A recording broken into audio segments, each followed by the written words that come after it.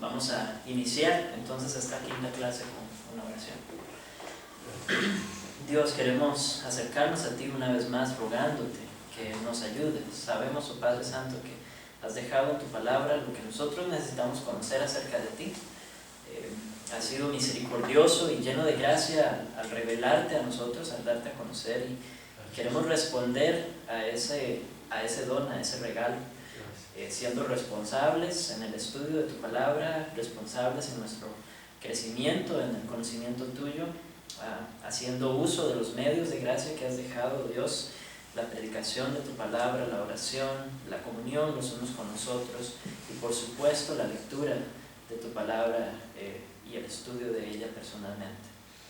Ayúdanos, porque sabemos que esta tarea no solamente es difícil, sino imposible para criaturas caídas y limitadas como nosotros. Necesitamos, oh Dios, de tu Santo Espíritu guiándonos a toda verdad, enseñándonos a cada paso, y ayúdanos a ver las aplicaciones prácticas de cada una de estas doctrinas que hemos venido estudiando y las que nos quedan por delante. Te lo pedimos en el nombre de Jesús. Amén.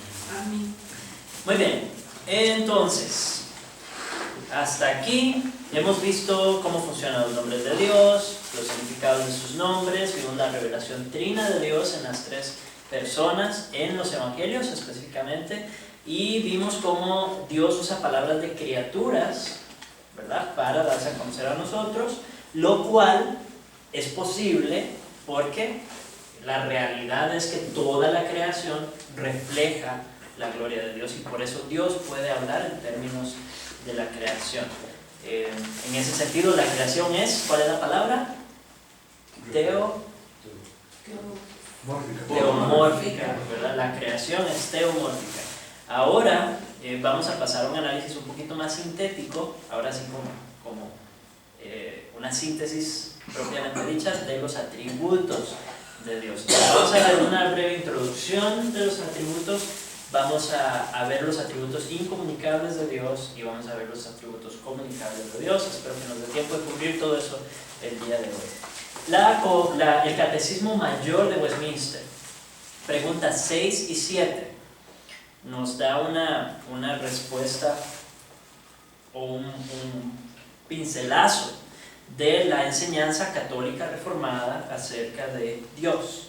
Y decimos católica reformada entendiendo correctamente el término católica, ¿verdad? Es la enseñanza universal que han abrazado los cristianos bíblicos acerca de Dios a través de la historia. Pregunta 6 dice: ¿qué es lo que las Escrituras dan a conocer acerca de Dios? Respuesta: las Escrituras dan a conocer lo que es Dios, las personas que hay en la divinidad, sus decretos y la ejecución de sus decretos. O sea, nos da a conocer el ser de Dios, ¿verdad?, lo que es Dios.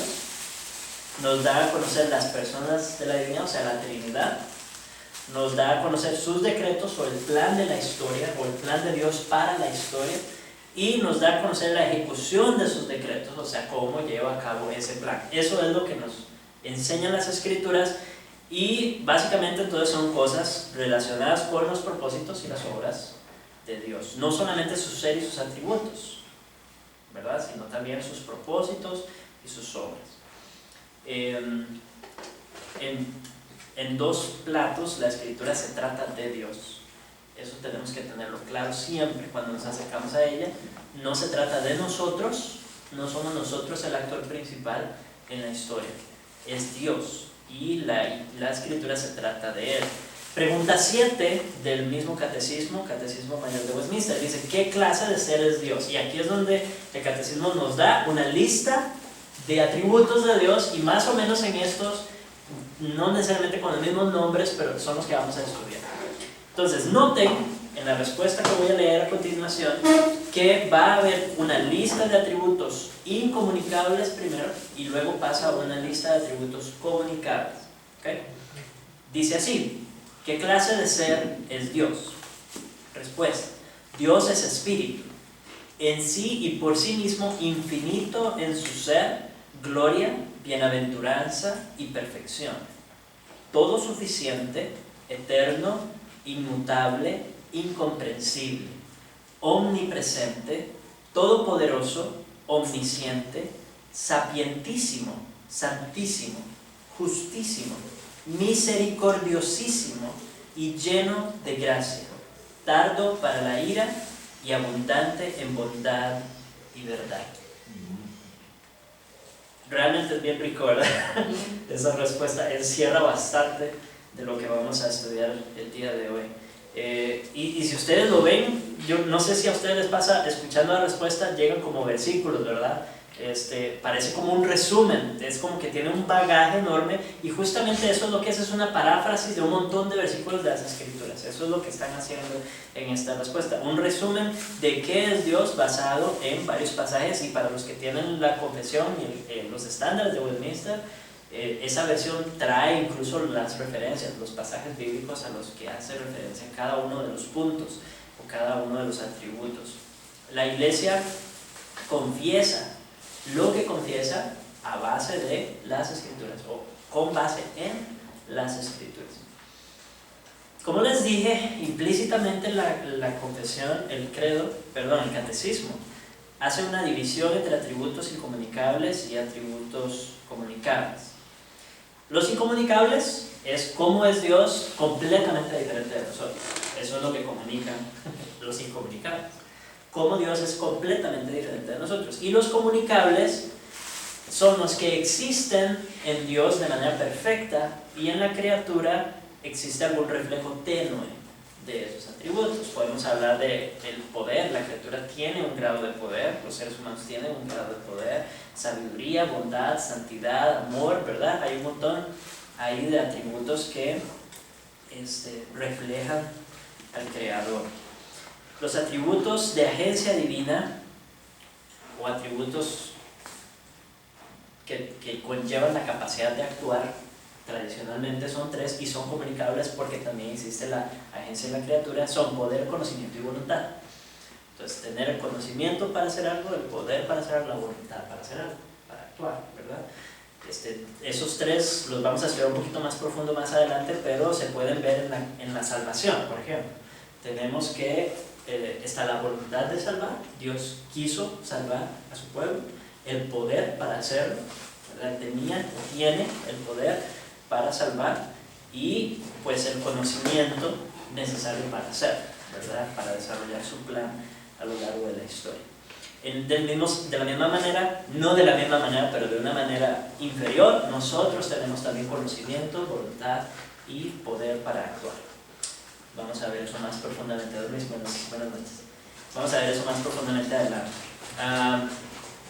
Entonces, vamos a empezar no con los atributos todavía, sino con algunas controversias, un poco distinciones entre el pensamiento tradicional y algunas ideas modernas en cuanto a los atributos en general. Todos los errores dentro de la teología se pueden reducir a un intento de pensar en Dios, como ya hemos dicho antes, con referencia a la criatura. O sea, a partir de la criatura para pensar en Dios. Hemos hablado de eso, que es la tendencia moderna, ¿verdad?, más común. Pensamos en nosotros como el punto de referencia, y luego entonces los atributos de Dios son como versiones escaladas o engrandecidas de lo que nosotros entendemos por amor, por bondad, santidad, etc. Recordemos lo que hemos hablado acerca de la producción, ¿verdad?, que existen dos tipos de producción. Yo puedo producir algo dentro de mi mismo registro, o en el mismo, ¿cuál es la palabra que usamos?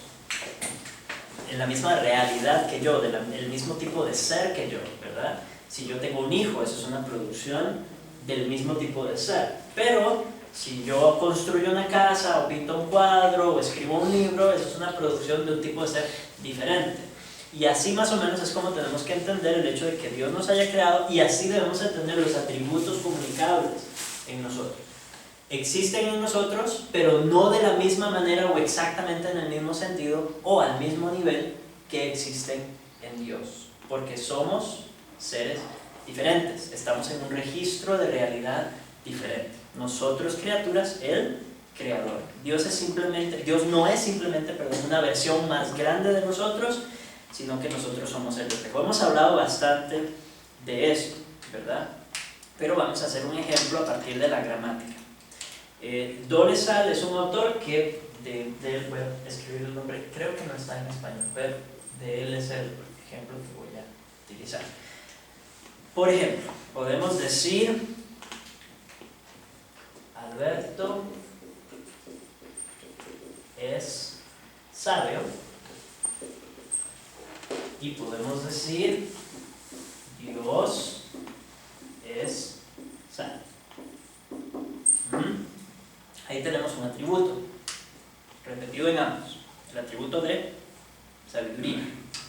El orden tradicional de nuestras oraciones es sujeto, verbo y predicado, ¿verdad? En este caso tenemos un verbo copulativo que simplemente sirve para unir una descripción con el sujeto.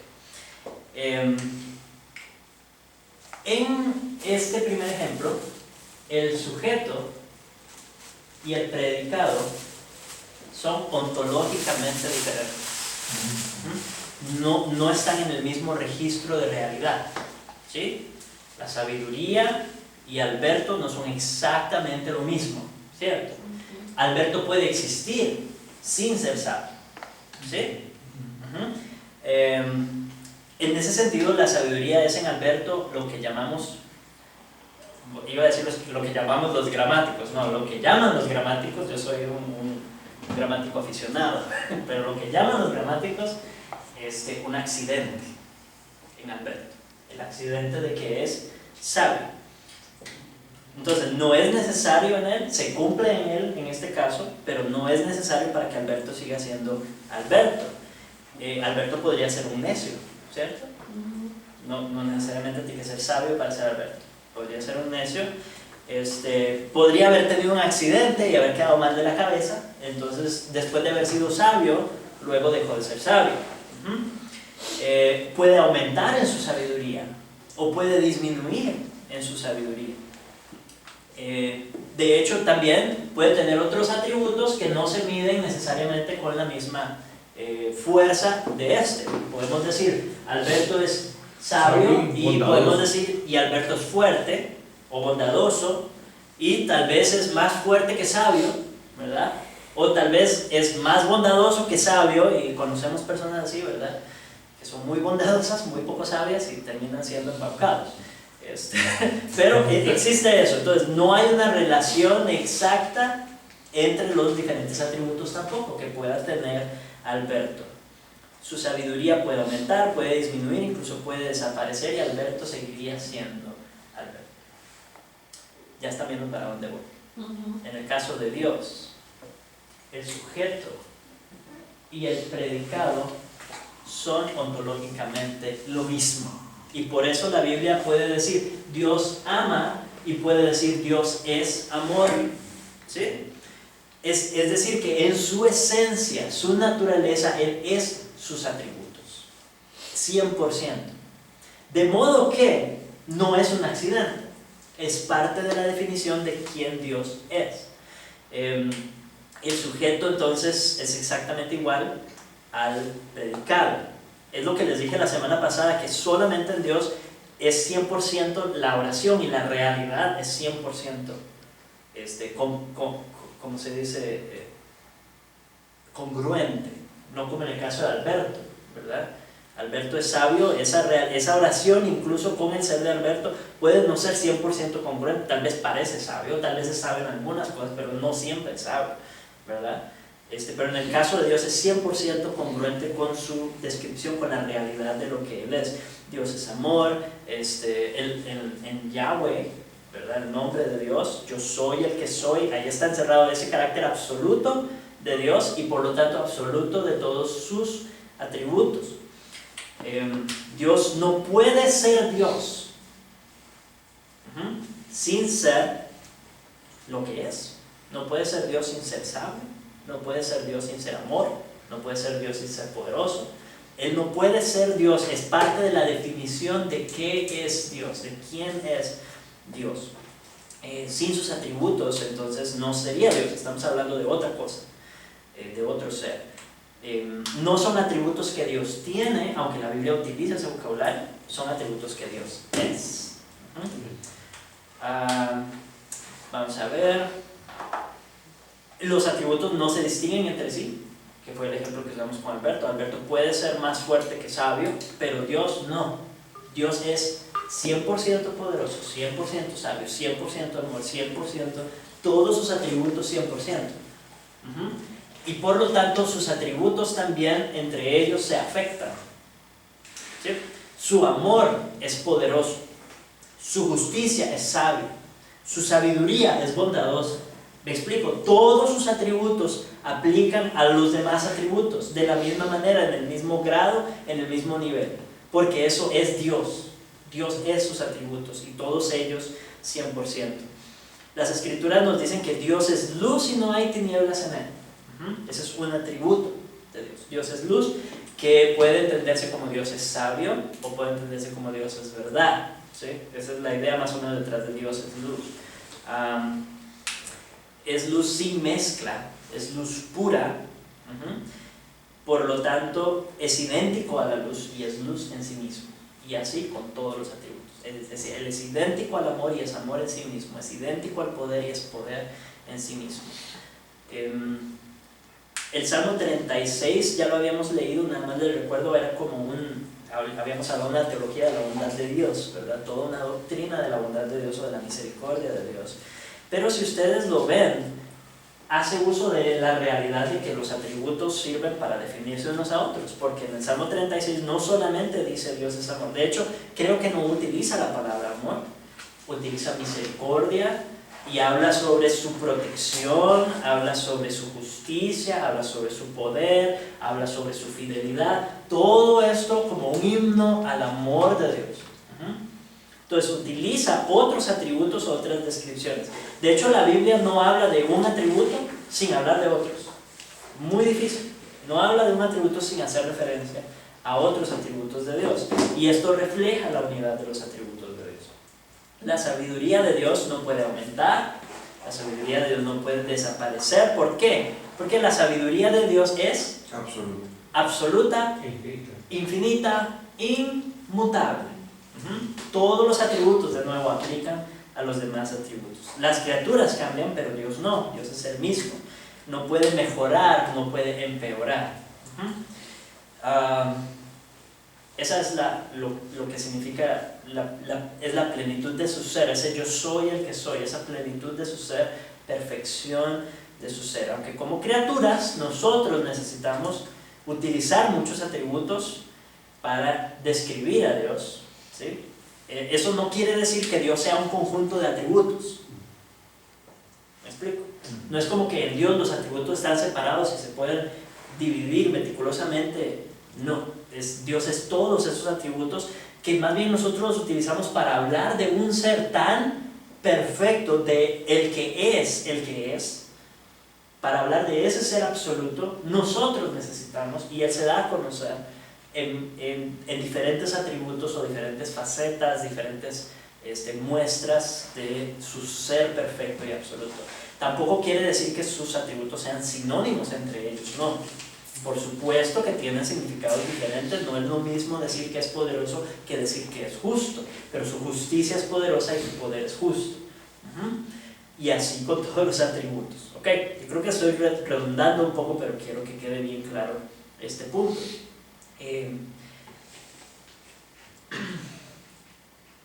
Cuando vimos el nombre de Yahweh hablamos de su independencia, ¿verdad? Tiene que ver con su independencia y su infinitud. El hecho de que Él es independiente e infinito está ahí encerrado en yo soy el que soy. Entonces, estas cualidades primeras, podríamos decir, afectan todas las demás. Su poder es independiente e infinito. Su sabiduría es independiente e infinita. Su misericordia es independiente e infinita. La distinción de atributos entonces se da en nuestra mente, realmente no en la mente de Dios, sino en nuestra mente. Es por nuestro beneficio. Porque no tenemos suficientes palabras para hablar de Él. Nuestro idioma humano, incluso limitado, no lo puede resumir a Dios, más bien necesita cada vez más palabras, ¿cierto? Para poder describir la inmensidad de su ser. ¿Alguien entró? José. Decía Berkov que otro término correcto para describir los atributos es perfecciones. Perfecciones, podemos hablar de perfecciones. De hecho, esa palabra se utiliza mucho para las que se reflejan en las escrituras a partir del carácter de Dios. Eso es otro curso. Pero sí, perfecciones de Dios es sinónimo de sus atributos. Muy bien. El ser de Dios, entonces, otro punto importante es que el ser de Dios no se distingue de las personas de la Trinidad. Aquí vamos a ponernos un poquito filosóficos, pero es importante entender estos matices para afinar nuestra teología y va a tener implicaciones prácticas también. Entonces, la esencia de Dios no es como un cuarto atributo de Dios. La esencia de Dios es el ser de Dios. Y el ser de Dios existe en tres personas, pero es un solo ser. Tenemos que tener eso claro. No es lo mismo, no son tres seres distintos que comparten una esencia como si la esencia fuera un atributo. No, la esencia es su ser y este ser existe en tres personas, pero un mismo ser, una misma esencia, un mismo Dios. Por eso decimos que es un solo Dios. Ese es su ser, es su esencia, un solo Dios que existe en tres personas. La única distinción que existe en Dios es esta distinción entre las tres personas de Dios. Esa es la única distinción que existe, pero no entre las personas y el ser de Dios. Cada una es Dios. Esa es su esencia. Entonces, nada más recuerden, las personas son idénticas al ser de Dios, es lo mismo. No es como que el ser, no es como que la esencia así de Dios sea un atributo, sino que eso es Dios y cada una de las personas es Dios. Dios existe en tres personas. Sí. Perdón, entonces no se puede entender o no se puede ver a Dios como, bueno, las personas de Dios como en niveles de que uno es más Dios que otro. Es correcto, y justamente a eso iba. Justamente a eso iba. Si negamos que son idénticas, entonces tenemos grados de divinidad. ¿Sí? Entonces, es lo que está diciendo Andrés. Una de las personas puede ser menos Dios o más Dios que las otras. Porque, digamos, si pensamos en la tradición evangélica, para nosotros es Dios Padre, Dios Hijo que nos salva, y ahí anda el Espíritu Santo. Sí, correcto. Ahora, si hay un orden, ¿verdad? Si hay lo que vimos la semana pasada, la producción eterna, la generación eterna. El Padre, o pongámoslo en eso, el Hijo es eternamente engendrado del Padre, pero no es inferioridad en su esencia. De hecho, va más como hacia los roles que tienen, y ahí vamos a ver algunas distinciones, pero su esencia es la misma. Dios es Dios, el Padre es Dios, el Hijo es Dios, el Espíritu Santo es Dios. Ninguno es más Dios que el otro, porque ser Dios, esa esencia, no es un atributo. Entonces los atributos de Dios se manifiestan o le pertenecen, o como no sé cómo decirlo, se atribuyen a los tres de la misma forma. Es correcto, a las tres personas. Sí. La diferencia será en sus oficios, en su acción. Sí, correcto. El ministerio que llevan a cabo, las tareas que ejercen. Sí. Que no nos vamos a meter en eso ahorita, pero sí, eso es. Pero los externos. Entonces la pregunta. O sea, en los externos, los oficios externos todos son iguales también, aunque algunos se le atribuyen más a uno que a otro. Son los internos. Hay algunas los cosas que muy son específicas, sí. Específicos, ¿no? Sí, Más. sí, exacto. De hecho, se le atribuye la creación a los tres, ¿verdad? En diferentes momentos de la Escritura podemos ver que el Espíritu Santo creó, el Hijo creó, Dios Padre creó, ¿verdad? Muchas de estas, pero hay otras tareas que son específicas. El Espíritu Santo no murió en la cruz. Ninguno de los tres murió en la cruz. ¿Sí? Murió la persona del Hijo, pero aquí va a entrar otro juego que no lo vamos a meter ahorita en esto, pero dentro de la persona de Dios existen dos naturalezas: su naturaleza humana y su naturaleza divina. Y el que murió en la cruz fue la naturaleza humana, porque Dios es inmortal. ¿Sí? Entonces tenemos que afinar eso en la persona de Jesús. Ser cuidadosos, más que nada. No creo que lleguemos a entenderlo, pero ser cuidadosos en cómo nos expresamos del Hijo, porque El Hijo, si podemos decir Jesús tuvo hambre, eso es 100% cierto, pero su naturaleza divina no tuvo hambre su naturaleza humana. Que ahora en el Hijo es dos naturalezas en una misma persona, 100% Dios y 100% hombre. Amén. Nada más una pregunta respecto a ese mismo tema. Sí. Cuando la gente te menciona la palabra deicidio, ¿hasta dónde es correcto este tipo de afirmación? ¿Cuál término? Deicidio. Deicidio. Puede ser asesinato de Dios. Homicidio. Sí. No, es incorrecto. Dios no puede morir. Exacto. Sí. Anda, ahora sí. Que yo veo que ahora está muy bueno, pasa mucho, está muy de moda por la nueva era y todo este asunto, este tipo de herejías, ¿verdad? Hace un tiempo yo había visto una película que me dijeron que era cristiana, entonces yo dije, a verla, ¿verdad? Y que se llama, creo que se llama La Cabaña, es que se llama. Ya iba a decir yo, herejía cristiana. Yo la estoy leyendo y leímos el perillal. Y yo fui con un montón de gente y todos, ay, qué lindo esto. Y yo estaba furioso, ¿verdad? Porque la película está repleta de blasfemia y herejías, ¿verdad? Terrible. Y creo que una muy clara es esa cuando dice como si Dios tuviera los clavos, ¿verdad? Dios Padre, ¿verdad? Que es la película es madre. Ajá. Sí, hay de todo, pero por eso al final es importante. ¿Cómo pueden ser idénticos?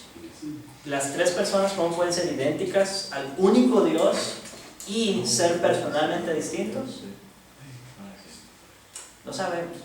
No se sienta más, no sabemos. Hay una palabra Ni idea, la respuesta es ni idea.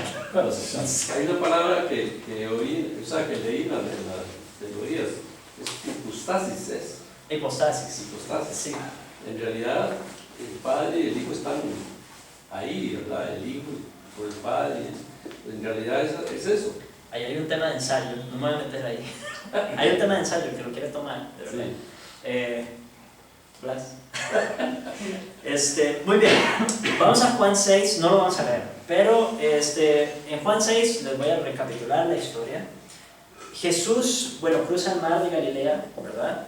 Y lo persiguen al otro lado del mar, todas las personas, y él los confronta y les dice, ustedes me están siguiendo simplemente porque quieren comer, ¿cierto?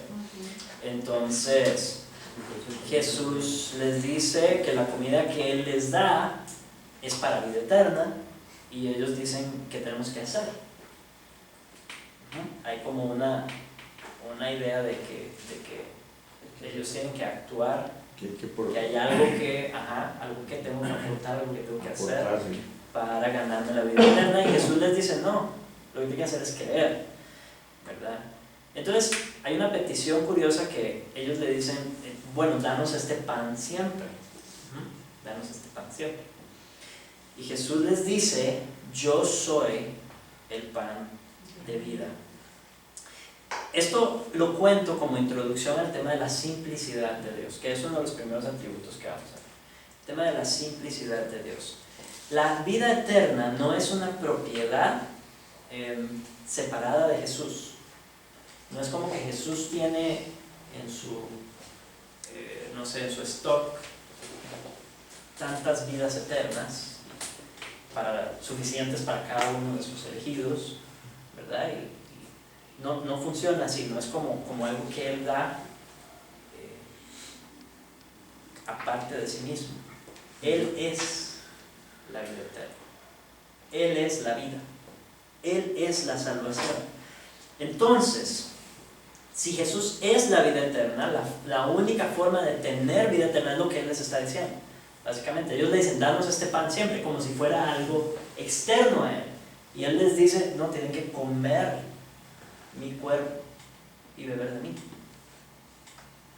Lo que les está diciendo es, yo soy la vida eterna. No es algo que les puedo dar en un sentido como algo externo a mí, sino que yo soy la vida eterna. Y la única forma de tener vida eterna es tener a Jesús. La única forma de tener vida eterna es comer su carne y beber de Él, creer en Él, confiar en Él, depositar nuestra fe en Él. Tenemos vida en su nombre, porque Él es vida. Es simple, en ese sentido. La sencillez o la simplicidad de Dios. ahorita nos metemos un poco más en ella, con los atributos incomunicables. Pero recordemos, ahora que vamos a entrar a los atributos nada más, nuestro triángulo del curso, ¿sí? ¿Cuáles son las tres formas?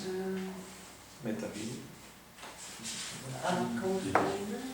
Causalidad. Eminencia y negación. Los que estuvieron conmigo en cursos anteriores tienen presentes otros triángulos, porque hemos hecho muchísimos Me triángulos. quedé acostumbrado. Sí, esto no tiene nada que ver con los triángulos que hemos hecho antes. Causalidad, eminencia, negación. Sí, vamos a tener estos presentes. Los atributos incomunicables, que son los que vamos a ver primero, ¿cuál de estos tres dirían ustedes que enfatizan? Que enfatizan los atributos incomunicables de Dios. Enfatizan su eminencia, ¿verdad? Enfatizan su eminencia y su negación.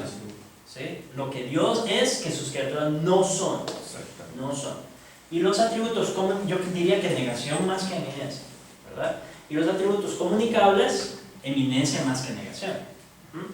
De hecho, casi no negación, pero eminencia principalmente. Entonces tengamos eso ahí presente. Los atributos incomunicables enfatizan más la negación que la eminencia, y aunque haya énfasis, debemos siempre pensar en los tres. Nunca dejemos de lado los tres. Ok, simplicidad entonces, porque ya lo mencionamos, no es el primero usualmente en el orden tradicional, pero porque ya lo mencionamos, vamos a ver este primero. Vos lo define así: este atributo de Dios, la simplicidad, ese atributo de Dios por el cual Él está libre de toda composición y distinción. Dios es libre de composición lógica, o sea que en Él no hay distinción entre género y especie, eso es parte de su simplicidad. Está libre de composición natural, o sea que en Él no hay distinción entre sustancia y forma. Y está libre de composición sobrenatural, en Él no hay distinción entre la inactividad y la actividad o la acción. Sé que suena bien complejo, ¿verdad? Pero básicamente es el hecho que dentro del ser de Dios, no dentro de las personas, dentro del ser de Dios, no hay distinción. No hay todo lo que hemos venido diciendo, incluso de los atributos, ¿verdad? Que no son necesariamente separables en Él.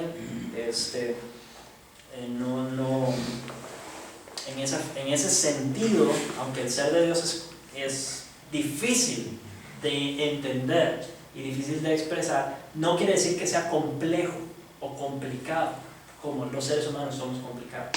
Pero Dios es sencillo en su naturaleza, sencillo en su esencia, simple. No quiero que suene como algo despectivo o inferior. Es el hecho de que esa unidad del ser de Dios, esa libertad de las distinciones que a nosotros nos complican la vida, en Él no existen, en su ser no existen. Ese nada más lo menciono para tenerlo ahí. Vamos a arrancar oficialmente con la autoexistencia o independencia divina.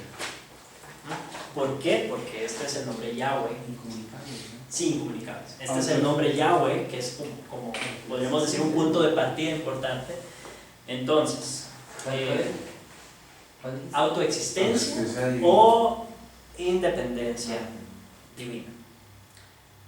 Es lo primero que se nos presenta en Éxodo, por eso lo estamos agarrando de primero. Yo soy el que soy, ¿verdad? Su independencia, su autoexistencia. Su ser no puede describirse comparándolo con nada más. Su ser es único en sí mismo y existe solo en Él. Entonces no hay necesidad de referirlo a otros seres para entenderlo, para describirlo. No hay necesidad de compararlo. No se puede comparar con ningún otro ser porque es completamente autoexistente. No existe en referencia a nada más. Y hablamos de, en el caso nuestro, es todo lo contrario. Nosotros solo existimos en referencia a. Existimos en primer lugar en referencia a Dios nuestro Creador. Pero cuando alguien quiere decir, bueno, es que yo conozco a Max. ¿Cuál Max? ¿Max papá o Max hijo? Necesitamos hacer distinciones, necesitamos puntos de referencia, ¿verdad? usé mi nombre, ¿verdad? La última vez que hablamos de esto, Daniel. Yo tengo un montón de Danieles en mi clase, entonces había que agregar apellidos y características para poder, en el caso de Dios, no. Dios es autoexistente, no necesita comparación con nadie más para describir quién es. Vos lo pone en estos términos. La autoexistencia de Dios es ese atributo de Dios por el cual Él es la base autosuficiente de su propia existencia y ser. Dicho en términos negativos, la independencia de Dios únicamente nos dice lo que Dios no es, o sea, no es dependiente de nada. Nosotros somos muy dependientes de muchas cosas, de todo, sí. Todo lo que Dios es autoexistente. Entonces ahora nos vamos a los demás atributos. Su poder es autoexistente, no depende de ninguna fuente para su poder, y no actúa con poder en respuesta a nada. Él es autoexistente, su poder es autopoder, por ponerlo de alguna manera. Su bondad es autobondad, existe en sí misma, no necesita ser motivado a la bondad, no necesita estímulo y no necesita una fuente de bondad. Lo mismo con su amor y así con todos los atributos. Su misericordia es independiente, hermanos. Su misericordia es independiente.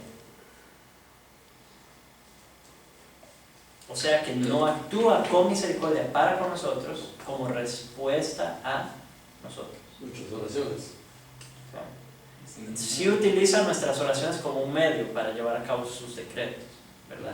Pero hablando de la misericordia de Dios, Él no necesita que nosotros seamos adorables para amarnos, para mostrarnos misericordia.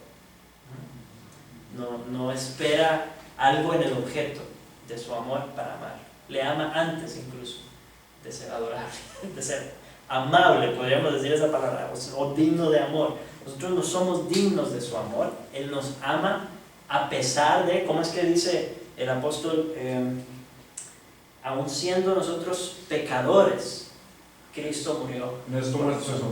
Cristo muestra su amor, gracias. Cristo muestra su amor para con nosotros, en que siendo aún pecadores, Cristo murió por nosotros. Más Dios muestra su amor. O sea que eso lo que quiere decir es que Dios, o sea, no necesita nada de nosotros, nosotros necesitamos todo de Él. Es correcto, absolutamente correcto. Él es pero independiente. Necesitamos todo de Él, sí, pero Él nada de nosotros. Y vamos a entrar un poco más adelante en ese punto. La infinitud divina o infinidad divina. Infinitud es más correcto. Lo que no es, Dios no es finito. Dios no tiene límites en su existencia, en su ser. Su grandeza es inescrutable. Vos lo define de esta manera. Es ese atributo por el cual Dios posee dentro de sí mismo toda la perfección sin ninguna limitación o restricción. Dentro de esta infinitud de Dios podemos hablar de su infinita perfección, podemos hablar de su eternidad, podemos hablar de su omnipresencia. Todo eso son como subtemas dentro de la infinitud de Dios. En filosofía, para los que recuerdan, esto es un repaso para los que llevaron el curso de filosofía. Ser infinito era negativo, ¿recuerdan? ¿Cuántos estudiaron el curso de filosofía? Yo estoy diciendo, ¿recuerdan? Ser infinito en la filosofía era negativo, ¿por qué? Porque no se puede conceptualizar algo que no tiene límites. Y como la razón en la filosofía es Dios, si la razón no lo puede definir, no lo puede concretar, no lo puede distinguir, entonces no es bueno, es malo. Pero Dios es infinito. Escapa nuestra razón, no puede ser concretado por nuestra mente finita, por nuestra mente limitada. Todo lo que Dios es infinito, su conocimiento es infinito, su voluntad, su consejo, su amor, su poder, su existencia. Dentro de como les dije, tenemos entonces la eternidad de Dios, que es su infinitud en cuanto a tiempo. La eternidad de Dios. El hecho de que Él existe desde antes del tiempo y existe después del tiempo y existe fuera del tiempo. Esa es su eternidad. Vos lo define así. La eternidad es ese atributo de Dios por el cual Él es exaltado sobre todas las limitaciones del tiempo y toda la sucesión del tiempo, y en un único presente indivisible posee el contenido de su vida de manera perfecta, y como tal es la causa del tiempo. Él es el tiempo. Él es la causa del tiempo. La causa. La causa es creador del tiempo. El tiempo existe Es fuera de Él, atemporal. en ese sentido, porque Él es eterno. Él no está sujeto Es al tiempo. atemporal. Es correcto, Él es atemporal. Él no existe en el tiempo, su existencia no depende del tiempo. Él creó el tiempo como parte de su creación. Lo vimos en Génesis 1, ¿verdad? Hace lo que hace el primer día y luego dice, y fue la tarde y la mañana, el día primero. Ese fue el primer día. Ahí empezaron a contar las horas. Antes de eso, no había tiempo. Y Dios ya existía. Él creó el tiempo. Es parte de... Y nosotros, para nosotros es todo lo contrario. Somos 100% temporales, ¿verdad? Nacemos en un momento del tiempo, nos desarrollamos a lo largo del tiempo, morimos en algún punto del tiempo y estamos siempre dentro del tiempo. Había tiempo antes de nosotros y habrá tiempo después de nosotros, ¿cierto? Nosotros somos infinitos como criaturas, en el sentido de que no moriremos, pero no somos eternos porque no tenemos, o sí tenemos un principio, a diferencia de Dios, que no tiene un principio. Entonces podríamos decir que tal vez es medio comunicable ese atributo, pero no exactamente. Andrés. Que qué importante hacer esa distinción que usted hizo ahí, ¿verdad? Que no es que Él es el tiempo, sino que Él crea el tiempo para no caer en este asunto del panteísmo. Correcto. Sí, el tiempo es un elemento de la creación. Entonces no podemos decir que Dios es el tiempo, porque el tiempo es criatura. Estaríamos Es parte de la creación. cayendo en ese error de mezclar al Dios creador con su creación. Pero no es, o sea, me parece a mí que no es atemporal, porque él habla del tiempo. Él se manifiesta en esa manera por nosotros. Sí, pero digamos, la diferencia con el tiempo de la creación, claro que es diferente. Pero Dios habla del tiempo kairos, del tiempo de él. Incluso, sí, pero de nuevo es por nosotros. Es porque Él creó el tiempo y Él está desarrollando. Sí, hay una distinción. Él está desarrollando su plan Correcto. a través de ese tiempo que Él creó, ¿verdad? Pero no es como que Él esté sujeto a ese tiempo, sino que Él actúa sobre ese tiempo como creador que es del tiempo. Por eso es que puede decir Pablo que a los que llamó, Eso es lo que a iba. estos también Santificó. santificó, no justificó, y a los que justificó, a estos también. Perdón, sí, predestinó primero. Gracias, siempre son 4 y siempre me salto eso. A los que predestinó, a estos también llamó. Y a los que llamó, a estos también justificó. Y a los que justificó, a estos también glorificó. Tiempo pasado. Siempre habla del tiempo No hemos pasado. sido glorificados, ¿cierto? En nuestra experiencia, en el tiempo. Pero en el tiempo de Dios, en su absoluto, en su eterno presente, Ya lo hizo. ya somos glorificados. Correcto. Ok. Inmensidad de Dios ahora es con respecto al espacio y es la que conocemos tradicionalmente como omnipresencia de Dios. El hecho de que Dios está en todo lugar.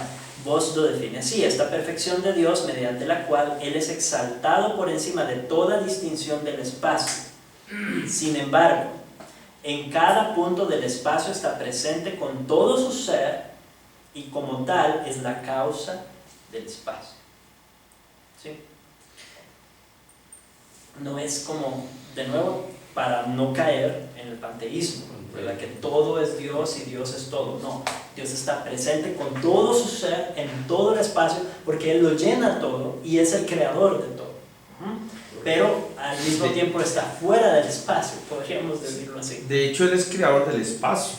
Creó el universo. Sí, Él es el creador del correcto, espacio. es la causa del espacio así como es la causa del tiempo. Muy bien, pasemos a otro, inmutabilidad.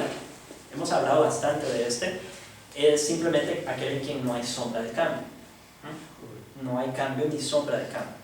Esta perfección de Dios, dice vos, en virtud de la cual Él es exaltado por encima de todo devenir y desarrollo.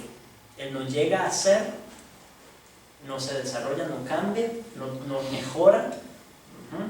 Así como también por encima de toda disminución, no pierde nada, no empeora, no olvida ¿verdad? Cualquier cosa que en nosotros nos recuerde la degeneración de nuestra existencia, en el caso de Dios no existe. Ni desarrollo ni disminución.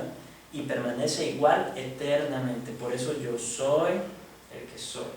Y por eso Jesús dice, antes de que Abraham fuese, yo soy.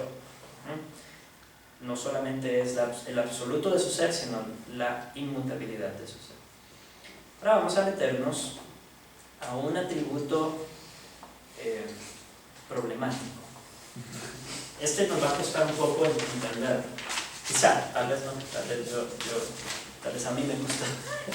Es el atributo de la impasibilidad. ¿Cuántos han escuchado este término? Impasibilidad de Dios. Impasibilidad. No es imposibilidad, es impasibilidad.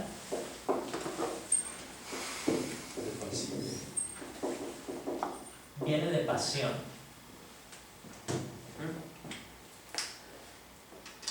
Es una doctrina casi totalmente ignorada o del todo rechazada en la teología moderna. El catecismo, la confesión de fe de Westminster dice con respecto a Dios: hay un solo Dios, vivo y verdadero, quien es infinito en su ser y perfección, un espíritu purísimo, invisible, sin cuerpo, partes ni pasiones. Esa doctrina de que no tiene pasión es a lo que nos referimos con la impasibilidad. Vamos a ver. Significa que Él no es susceptible, como nosotros somos susceptibles, a los estímulos externos que producen en nosotros deseos o pasiones. No estamos hablando de afectos, no estamos hablando de los afectos humanos, estamos hablando de esas pasiones que normalmente tienen un vínculo directo con nuestro cuerpo. De hecho, es ahí donde yacen, según Pablo, ¿verdad? Nos habla de este cuerpo de muerte que reacciona de alguna manera a los estímulos externos con pasión, con pasiones o deseos. Son más un ejemplo, como sentimientos. cuando nos asustamos. Cuando algo nos asusta, por ejemplo, eso es un ejemplo. Eso es una pasión Por eso, reactiva a un estímulo externo y física. es como a Dios no lo sorprende nada. Va más allá de eso. Incluso el enamoramiento, el sentir atracción hacia, es una respuesta física también a un estímulo externo. ¿Qué otros ejemplos? Andrés. Que a mí me parece que es que también la palabra pasión se utiliza en la jerga moderna diferente como se establece en la Biblia. Sí. En la Biblia la palabra pasión siempre se utiliza de una manera o con una connotación negativa, pecaminosa. Es como es contraposición de la sobriedad hasta cierto punto. Es correcto, sí. Es que, perdón, viéndolo desde un punto de vista, es como decir, luego de un lado sentimentalismo. O sea, no es un lado de no es una reacción, digamos, como nosotros de tristeza, cosas por el estilo, que pues viene a ser un lado sentimental. O sea, me imagino yo que la impasibilidad de Dios es que Él no tiene esa reacción sentimental. Ahí es correcto. Es el tema de la reacción, ¿verdad? Eso es clave en esto. O sea, una reacción ante un estímulo externo. ¿Qué es lo que está sonando? El reloj Es el reloj. Perdón. Una reacción a un estímulo externo, ¿verdad? Y el vínculo con el cuerpo es importante, porque Dios es espíritu. El hecho de que no tenga cuerpo tiene una relación con esta impasibilidad de Dios. Andrés. Algo que también es importante de la impasibilidad es que da una connotación de que Dios siempre está en control. Nuestras pasiones nos someten, ¿verdad? Nos esclavizan o nos llevan a eso, a perder como el control, a desestabilizarnos, mientras que Dios siempre es estable, siempre está en control, siempre en sobriedad. Sí. Ahora, no quiero que confundamos, perdón, Luis, ya le doy la palabra, no quiero que confundamos con sentimientos o afectos legítimos, porque hay afectos legítimos en nosotros que no son malos, y Dios también tiene afectos. Don Luis, ahora sí. Sí, que precisamente este atributo de la impasibilidad, la dificultad, entre otras cosas, radica y que, por ejemplo, cuando hablamos de la oración, casi siempre pensamos en términos que nuestra oración va a conmover a Dios.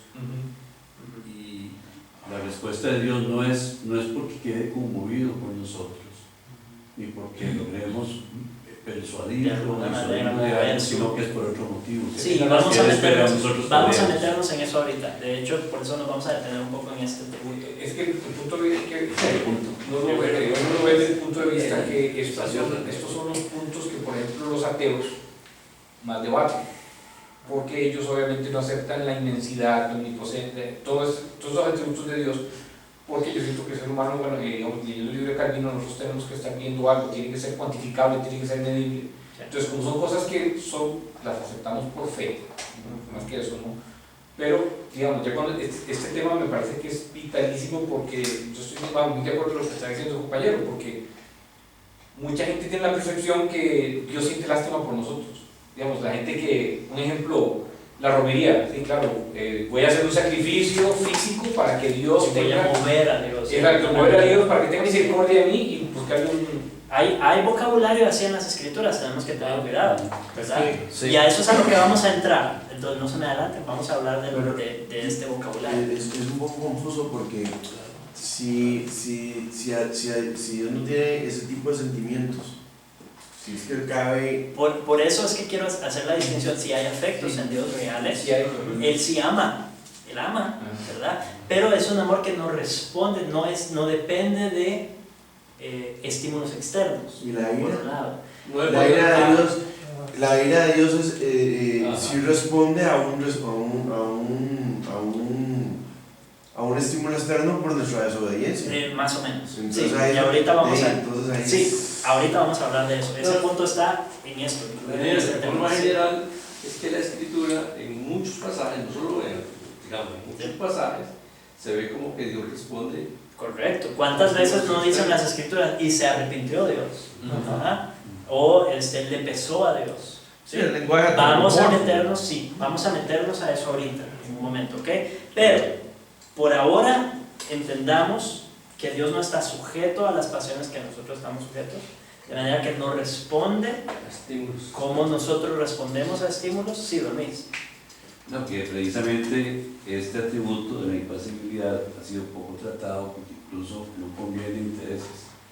Es correcto. Hay muchas organizaciones, no solamente con respecto a los papistas, sino también dentro de las iglesias evangélicas, que precisamente actúan sobre la base de que a Dios se le puede conmover y puede hasta comprometerlo mediante una ofrenda especial a un fin específico que yo persigo. Y eso es totalmente herético. Y precisamente por eso esa palabra no suena tan desconocida. Por eso nunca se habla. Doblarle el brazo. Ya no molesto más sobre eso. Pero Ya con esto no molesto más. Que una forma que tal vez a mí me ayuda a entenderlo es cuando se establece el decreto eterno de Dios, porque la impasibilidad refleja un carácter inalterable de Dios. O sea, el Señor es inalterable y el decreto es uno, el singular, eterno, ¿verdad? Ahorita nos vamos a meter al vocabulario de arrepentimiento. Dios dentro de estos decretos. Suena difícil porque cuando uno lee las escrituras que Jesús dice que quiere conocer al Padre, primero conozcan a mí, y uno ve en ciertos pasajes de Jesús, Él tiene compasión, se conduele de la miseria humana o del problema de alguien. Sí, claro. Entonces, como dijo él, de que Dios no responde a nuestra desesperación o a nuestra oración desesperada por lástima, pero uno ve actos de compasión de Jesús hacia él. Entonces ahí es como que vamos a afinar, la cosa. vamos a afinar. Sí, si me dan la oportunidad. ¿No será tal vez porque, digamos, nosotros somos movidos a compasión porque no siempre somos compasivos, pero Dios siempre es compasivo? Digamos, en un sentido. Entonces, el hecho de que Jesús sintiera compasión no es porque en ese momento inició su sentimiento de compasión, sino porque Él es compasivo. Ahí ya está afinando un poco. Pero sí, vamos a meternos un poco más en este tema. Vamos a ver, entonces. Lo primero es que si Dios no tiene cuerpo, Él no tiene esas reacciones físicas que nosotros tenemos que llamamos pasiones. No quiere decir esto que no tenga afectos, no quiere decir esto que no tenga deseos o anhelos en su voluntad. Tiene voluntad, ¿verdad? Y Él anhela cosas y las lleva a cabo, porque es su voluntad. También está su voluntad de mandamiento, que nos dice qué es lo que a Él le agrada, pero no es obligatoria, ¿cierto? Podemos romper los mandamientos, no podemos romper sus decretos. Ahorita vamos a meternos en eso un poco más.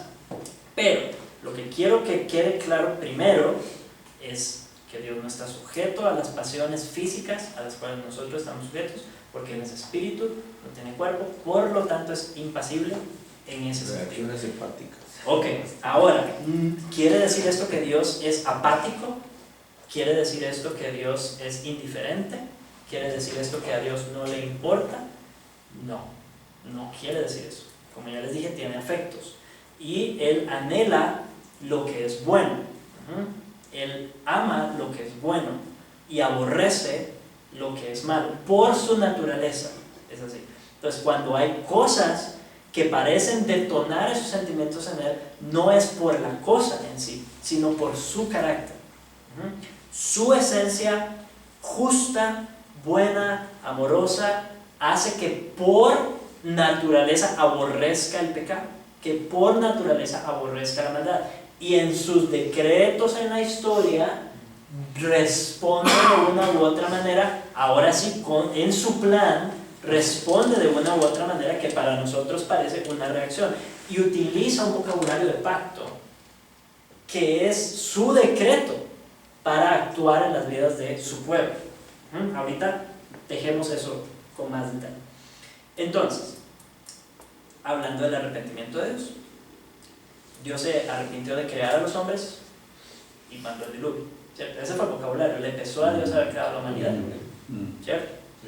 De destruir a Israel, se arrepintió.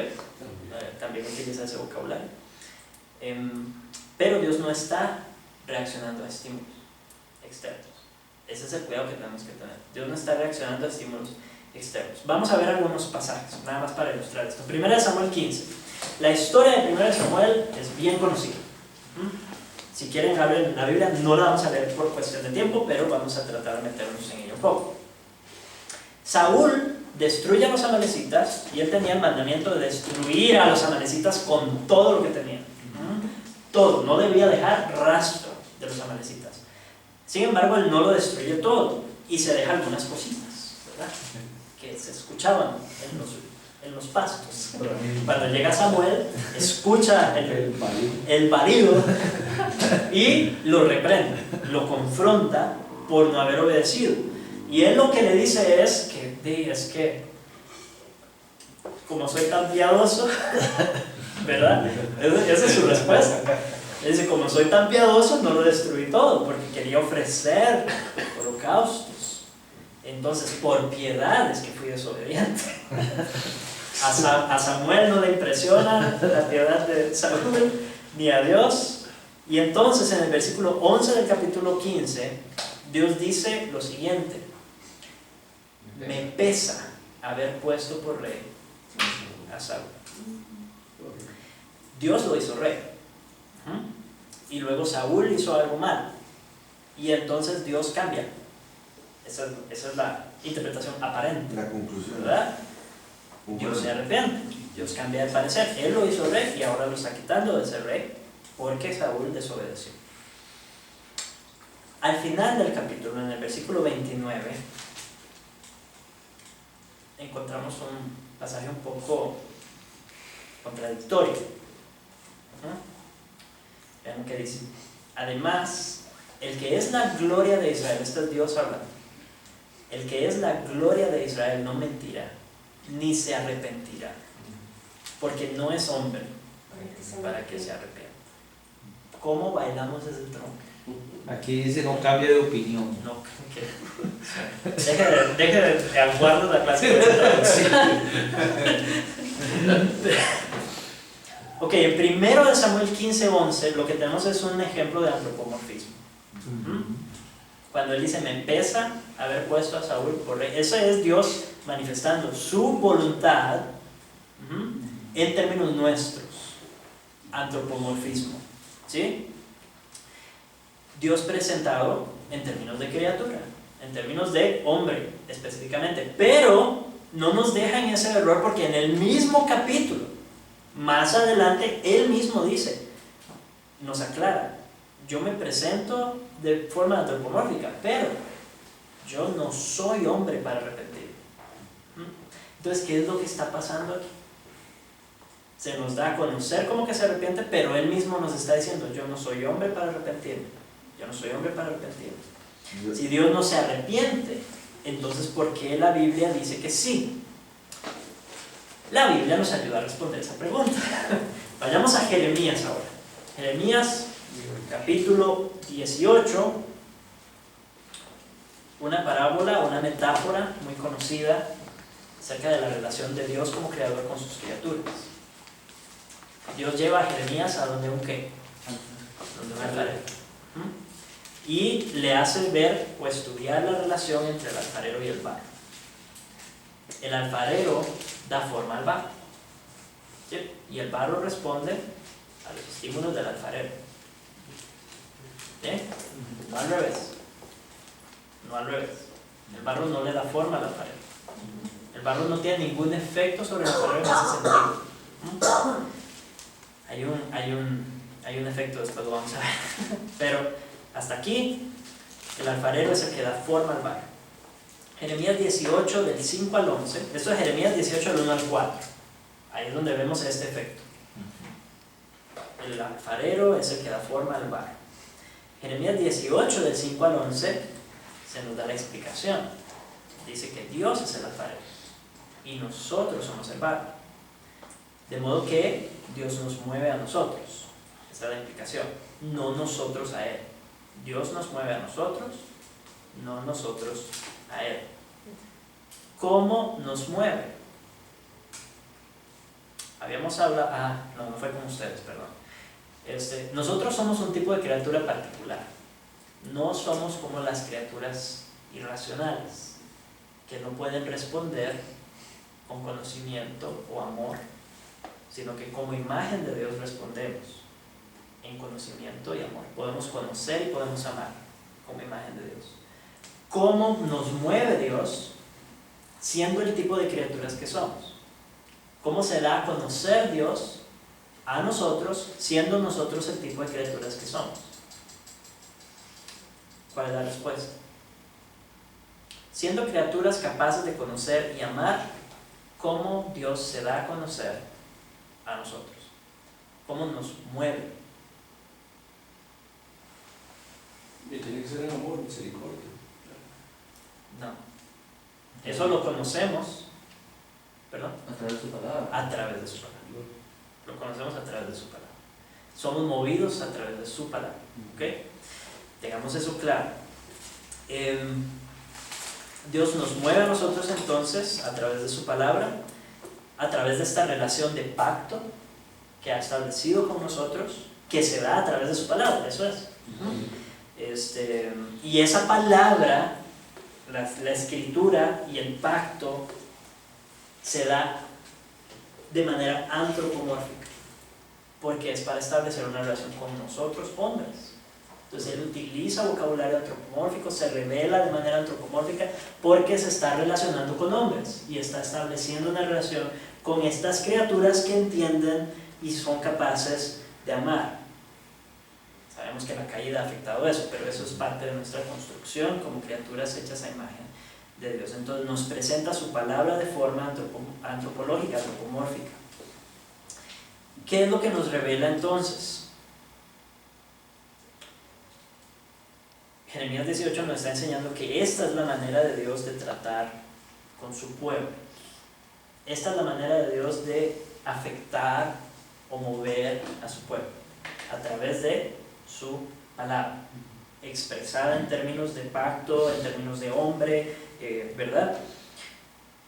De modo que su decreto eterno, que es inmutable y es uno, se desarrolla a lo largo de la historia en las relaciones que Dios establece con los hombres a través de su palabra hablada en términos de hombre. ¿sí? Y como está estableciendo su relación con hombres, pone condiciones. Y ese ha sido su fórmula de tratamiento con su pueblo. Y con la humanidad, pero con su pueblo de manera especial, desde el principio. Maldición por obediencia, bendición. Perdón, maldición por desobediencia, bendición por obediencia. Bueno, ahorita vamos a ir a Jonás, es un ejemplo muy bueno de esto. Pero el decreto de Dios no está cambiando. El alfarero mueve al barro, utiliza sus estímulos, esas promesas de bendición, para cumplir sus decretos. Las promesas o las amenazas de maldición, para cumplir sus decretos. ¿Sí? ¿Me están siguiendo? Entonces no es que el hombre hace que Dios responda. No es el barro el que mueve al alfarero. Es el alfarero el que mueve el barro. Y lo hace en estos términos. Juicio y gracia. Los hacen en juicio, gracia, correcto. Ahora, vamos a Jonás, vamos a Jonás. Jonás y los ninivitas. Muy bien. Jonás, ¿amaba u odiaba a los ninivitas? Los odiaba. Estamos todos claros en esto. Odia a los ninivitas. Dios se presenta a Jonás con un mensaje para los ninivitas. El mensaje es destrucción. Destrucción. Les dice, vendrá mi juicio sobre ustedes. En 40 días la ciudad va a ser destruida. Ese es el mensaje. Si son enemigos y Jonás los odia, ¿cuál habría sido la respuesta que uno esperaría de parte de Jonás cuando Dios le está diciendo, vaya, dígales que los voy a destruir en 40 días? Agarra sus maletas, se monta en el primer barco a Nínive, ¿cierto? Y les predica con bombos y platillos. Ustedes van a ser destruidos en 40 días. ¡Ja! Sí, esa habría sido la reacción esperada, pero no es eso lo que hace. No es eso lo que hace. Agarra sus maletas y se va en la dirección opuesta a Nínive. ¿Por qué?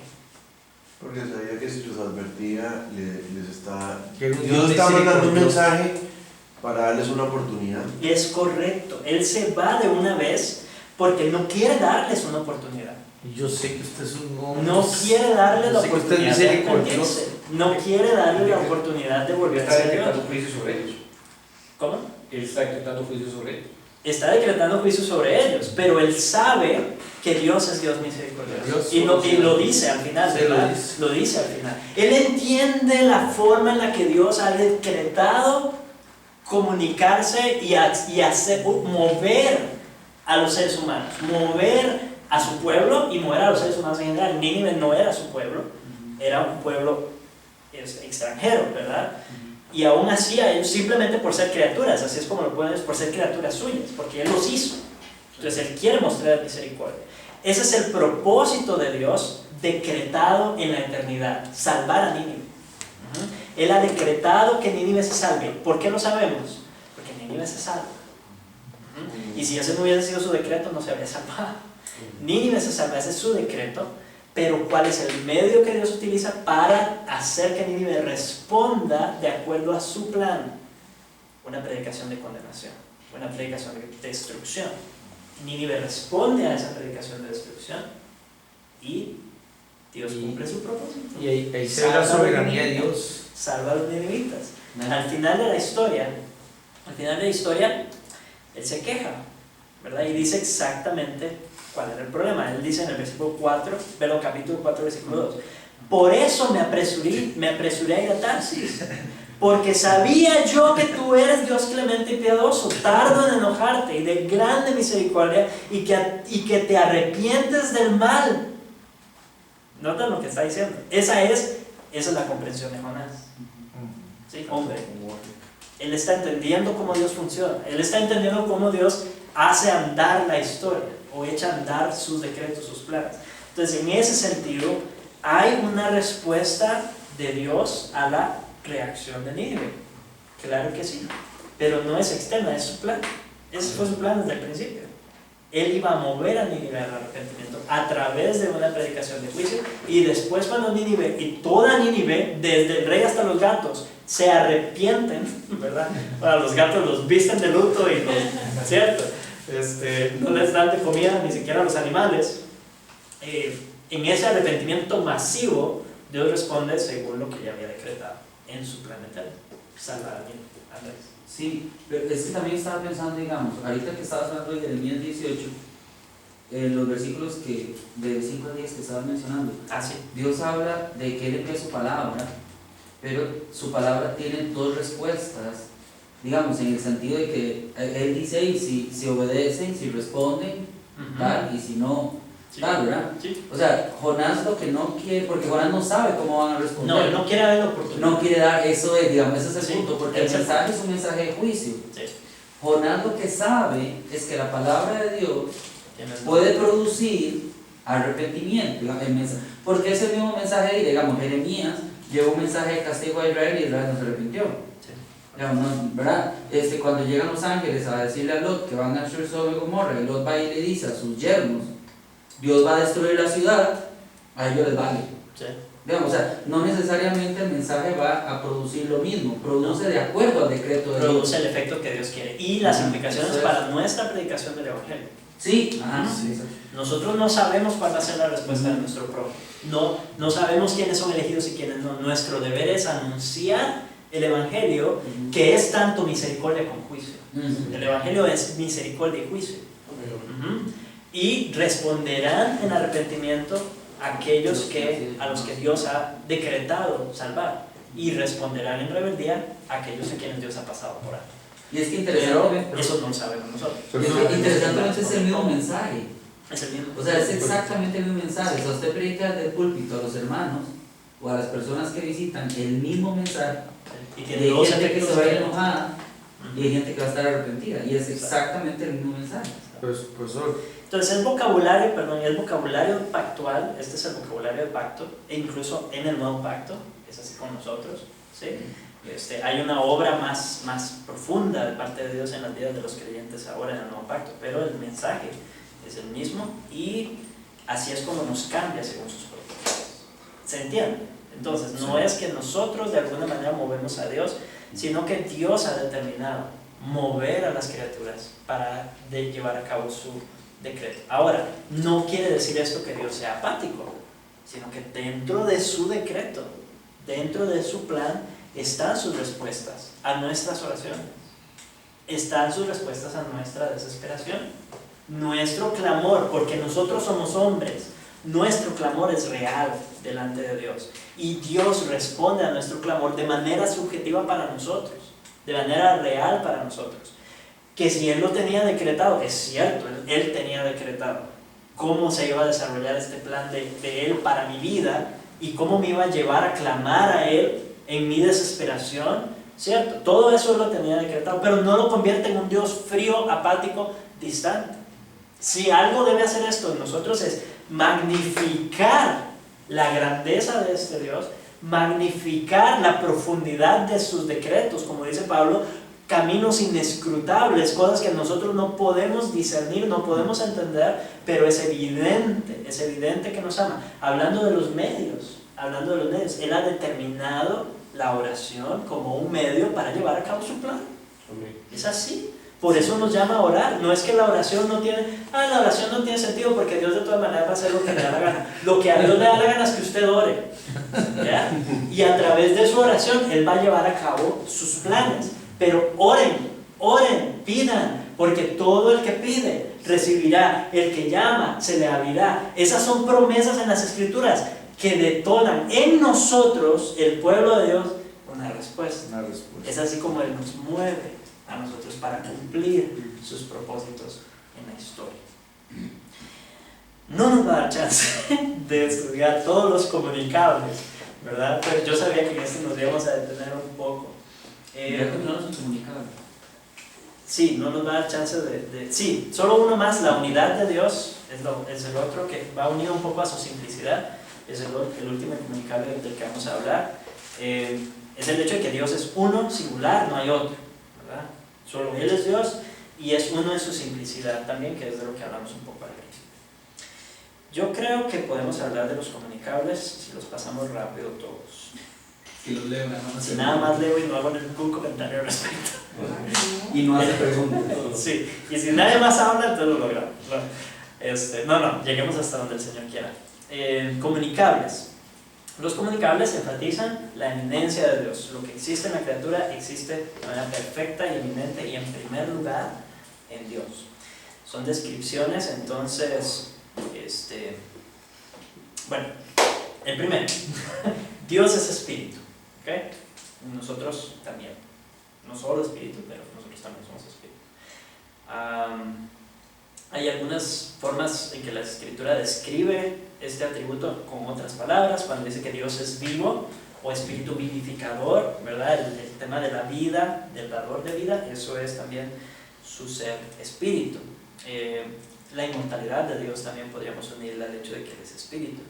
Vos dice que de forma negativa podemos definirlo como que Dios no tiene cuerpo, Dios no está ubicado en un lugar específico. La samaritana le pregunta: ¿a dónde vamos a adorar? ¿Lo adoramos en Jerusalén o lo adoramos aquí? ¿Verdad? Y Jesús le dice: Dios es espíritu. Y los que le adoran, es necesario que le adoren en espíritu y en verdad, porque a los tales busca Dios que le adoren. De forma positiva, Dios es Dios vivo, tiene vida en sí mismo. No es que recibe vida, Él tiene vida en sí mismo y es la fuente de toda vida. No recibe vida en ningún lado. A modo de causalidad, Él es el Padre de los espíritus, así lo pone el Nuevo Testamento.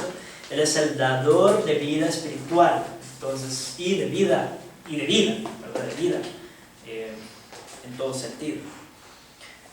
Ese es su atributo de ser espíritu, o espiritualidad de Dios. Es que no quería usar espiritualidad porque suena religiosidad moderna, ¿verdad? Pero es la espiritualidad de Dios, o el hecho de que Dios es espíritu. Conocimiento divino, Dios conoce y Dios es conocible. Dios es luz, no sombra. No podemos conocerlo completamente, no porque haya sombra en Él, o porque Él sea sombrío de alguna manera, sí. No porque se esconda. No es porque se esconda, es porque es tan claro, tan resplandeciente, tan conocible, que trasciende nuestra capacidad de conocer, porque Él es absolutamente conocible. Y nosotros no podemos conocer absolutamente. Entonces, por eso escapa a nuestro conocimiento. No porque haya sombra en Él, sino porque excede nuestro conocimiento. La luz inaccesible de la que hablan las Escrituras, la luz inaccesible. Vos lo defines de esta manera: esa perfección mediante la cual, de una manera totalmente singular, a través de su ser y con un acto muy simple, Él se comprende a sí mismo y en sí mismo a todo lo que está o podría estar fuera de Él. Dios es el primero en conocer, su conocimiento es independiente, Él no depende de las criaturas para conocer, las criaturas aprendemos desde afuera. Dios no, Dios se conoce a sí mismo y en ese acto conoce todo. Pero nosotros conocemos de afuera hacia adentro. Necesitamos percibir y aprender información. Y dado que es la fuente de todo ser, Él es también la fuente de todo conocimiento. Muy bien. Su conocimiento es infinito. Voluntad, la voluntad divina. Su voluntad es difícil de definir. En inglés la palabra will se puede usar como un verbo también. En español no tenemos esa opción. Entonces decimos que existe la voluntad de Dios, pero Dios hace su voluntad, o por su voluntad realiza ciertas cosas. Es como lo más cercano que podríamos decir, pero su voluntad es para sí mismo y para las criaturas. Él se afirma a sí mismo y se deleita en sí mismo. Entonces sus afectos van hacia sí mismo. Dios es adorable, ¿sí? En el sentido correcto de la palabra, y por lo tanto Él se adora a sí mismo, no como inferior a sí mismo con doble personalidad, sino que es el bien mayor, es Él mismo. Entonces Él se deleita en sí mismo, se ama a sí mismo, es el bien supremo. Es Dios egoísta por amarse a sí mismo, o egocéntrico o egotista por amarse a sí mismo. Ahorita vemos la respuesta. Su voluntad también es para todas las cosas que existen. Él hizo que por su voluntad todo viniera a existir. Vos lo pones así: ¿cómo se puede describir la voluntad de Dios?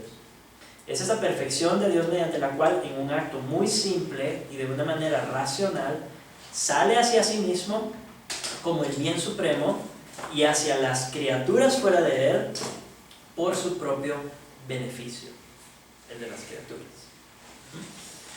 Entonces, ¿es la voluntad de Dios una voluntad egoísta? Respuesta: esto no lo podríamos decir en el buen sentido. Esto lo podríamos decir en el buen sentido. En el hombre, o sea, sí es egoísta, pero definamos egoísmo. En el hombre, el egoísmo es malo porque el bien supremo se encuentra fuera de él. ¿Sí? Entonces, el egoísmo está mal en nosotros, porque lo mejor que podríamos amar no somos nosotros mismos. Lo mejor que podríamos amar está fuera de nosotros. El bien mayor está fuera de nosotros. ¿Quién es? Dios. Entonces, en él, no puede decir que es egoísta. en él Que no hay nadie. es egoísmo en el sentido de que se ama a sí mismo, Sí. ¿verdad? Pero no es malo, porque él ama el bien mayor, que es él mismo, y él desea el bien mayor para su pueblo, o para los seres humanos, para su pueblo específicamente, y el bien mayor es él mismo, y ahorita vamos a ver las implicaciones de eso para el Evangelio. Pero entonces Dios, que es todo suficiente, que se deleita en el bien supremo dentro de sí mismo, es egoísta, con cuidado, en el buen sentido de la palabra, porque se deleita en sí mismo y él es el bien supremo. Puesto de otra manera, si Dios se deleitara en cualquier otra cosa que no fuese él mismo, entonces sí sería un problema. Si Dios buscara, anhelara, amara cualquier otra cosa fuera de sí mismo, estaría amando una criatura ¿Ella no sería? y sería inferior. Ya no sé. Estaría amando y anhelando algo inferior a sí mismo, ya no sería Dios. Correcto. Ok, eso espero que eleve nuestra percepción de Dios, nuestra concepción de Dios. La Biblia habla de este tema de muchas maneras. Ahí hay otro tema de ensayo. Ok, el poder de Dios, la capacidad de poner su voluntad en práctica externamente. Como omnipotencia es la capacidad de lograr lo que no está en conflicto con su propio ser, o con el propio ser de Dios. Por lo tanto, ¿cuántos de ustedes han escuchado la pregunta? ¿Puede Dios crear una piedra que sea más grande que él? Sí, lo escuchaba del colegio. Sí, ¿cuál es la respuesta? Vamos a empezar a decir herejías si respondemos. Hermanos, es irracional la pregunta. Porque si existiera algo más grande que Dios, Dios dejaría de ser Dios. Ni siquiera cabe la pregunta. Ni siquiera cabe. No es un tema de poder o no poder, es que Dios es Dios. ¿Ya? Ese es el punto. Y eso es lo que quieren reducir en el momento que hacen la pregunta.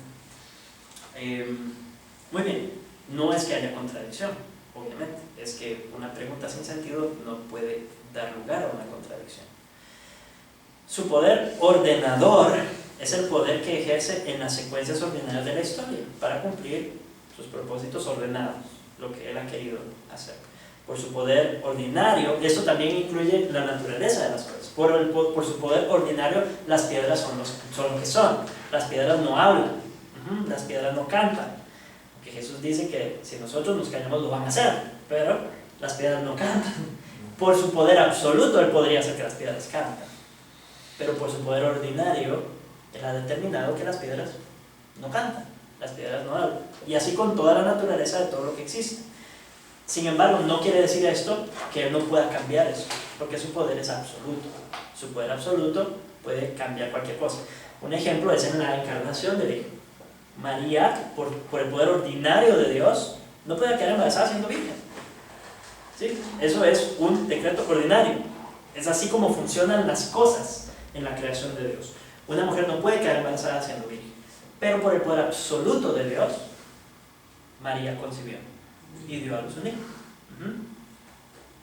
Fuera del orden ordinario, o la naturaleza ordinaria de las cosas. El burro de Balaam. El burro, la mula de Balaam, ¿verdad? Que lo reprende. Bien, eso no suele pasar, lo más cercano son loras, necias. Pero por el poder absoluto de Dios, la mula reprende a Balaam. Muy bien. Y hay muchos ejemplos de esto a lo largo de la historia también. De forma afirmativa, Dios es todopoderoso. De forma negativa, para Dios no hay nada demasiado difícil, no hay nada imposible para Dios. Dios se conoce a sí mismo y por lo tanto conoce todo lo que puede hacer, que es todo. De su propia voluntad, de su beneplácito, decreta lo que sucederá, que no es todo lo que él podría hacer. Muy bien. Entonces, por su poder, ejecuta su voluntad. La bondad de Dios. ¿Cómo se expresa la voluntad de Dios hacia las criaturas? En su bondad, en su benevolencia, en su misericordia. Es parte de su esencia. Él no necesita un objeto para ser bondadoso. Ya hemos hablado de esto cuando hablamos del amor. Es su inclinación natural, es decir, eso es lo que Él es. Dios es bondad, y sería bondad incluso si no hubiera criaturas a las cuales mostrarles su bondad. Él es el sumo bien en sí mismo, y ningún bien, dice el salmista, mi Dios está en los cielos, ningún bien tengo fuera de Él. Tenerlo a Él es tenerlo todo, y tenerlo todo sin Él es no tener nada. Pueden copiar esa cita. Tenerlo a Él es tenerlo todo, y tenerlo todo sin Él es no tener nada. Su bondad nunca cambia hacia nosotros. Ya, eso hace eco de lo que acabamos de conversar hacia hablando de la impasibilidad. Su bondad nunca cambia hacia nosotros. Todo bien y toda cosa buena, todo don perfecto proviene del Padre de las luces. Este es un aspecto del amor de Dios, su bondad, es un aspecto de su amor. Primera Juan 4:8 dice Dios es amor, no dice Dios tiene amor, no dice Dios es amoroso, dice Dios es amor, o sea, amor y Dios son la misma cosa. Lo mismo para todos los atributos. El amor es un atributo esencial de Dios mediante el cual se deleita en sí mismo y en todo lo que es bueno. De ahí sus respuestas también a aparentes estímulos. Se deleita en todo lo que es bueno, siendo esto agradable a Él, y se une a ello de manera consistente con la naturaleza y objeto de su amor. Dos elementos entonces del amor, deleite y unión. Se deleita en todo lo que es bueno y se une, porque es su carácter, es su esencia, todo lo que es bueno, entonces se une a lo que es bueno. Un ejemplo, bueno, ya se dieron cuenta de que a mí me gusta tanto el pollo que soy capaz de comerlo frente a ustedes antes de comenzar la clase. Yo amo el pollo, lo puedo decir así, amo el pollo, frito, especialmente. Entonces, deleite y unión, me deleito en el pollo, cuando pienso en el pollo empiezo a salivar, ¿verdad? Y puedo haberlo comido hace 2 minutos y sigue teniendo el mismo efecto, podría comerlo todos los días, eso es me deleito en el pollo frito. ¿Y cómo busco unirme a Él? Comiéndomelo, ¿verdad? Esa es la acción de unión, el amor que tengo hacia el pollo. Puedo tener amor hacia mis hijos también y no se va a manifestar de la misma manera. Porque el canibalismo es mal visto en algunas sociedades.